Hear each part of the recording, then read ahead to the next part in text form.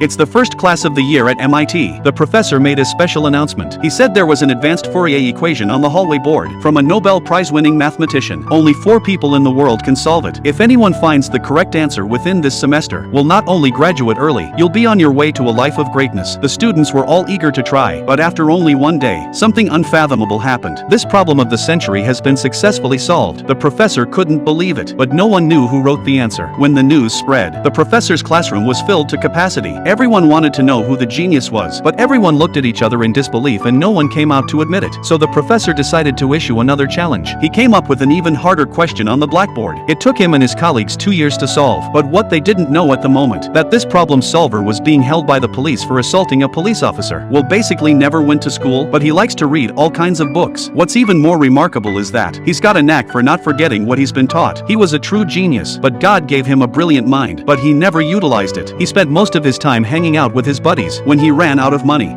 He worked on construction sites. Sometimes he worked part-time as a janitor at MIT. That was his whole life. And he solved that puzzle the day before by accident while sweeping the floor. It was as simple as elementary school math to him. In the evening, Will was released on provisional release, waiting for his trial to begin in a few days. When he returned to school to resume his work, he found the more difficult problem that the professor was talking about. Will began to answer it again without thinking. The professor happened to see him. He mistook Will for a saboteur. He was about to stop him when he ran away. Around the corner in the hallway, Will managed to escape. When they returned, they realized that the question had been answered. The professor found Will's clue in the employee management office, and then he met the young man once again at the trial. This wasn't Will's first trial. He knew the process by heart. From his computerized brain, he pulled out a lot of legal texts and cases. He had the prosecution's lawyers speechless, but unfortunately, no matter how hard he argued, he couldn't win the judge's sympathy because he had too many previous convictions. The judge convicted him in court. He had to post $50,000 bail to get out. The professor approached Will and offered to help him with the $50,000 bail, but only if he agreed to 2 conditions. The first is to help him with his math, and he had to see a psychiatrist once a week. And that's how Will got his freedom. He kept his promise and became the professor's assistant. They worked on each other's problems. 2 souls in perfect harmony. The joy they felt in math was mutual, but Will was resistant to therapy. It was as if there was an insurmountable wall inside him to prevent his defenses from being breached. He spent the night studying the doctor's autobiography and accurately analyzed the fact that he was a rainbow man. The psychiatrist was overwhelmed by the revelation. He was immediately defeated. The second shrink tried to hypnotize him, but Will was tricked again. The professor had no choice but to put his face down and seek the help of an old classmate. He's a brilliant psychologist. Sean originally refused, but after realizing Will's incredible talent, he finally decided to meet him.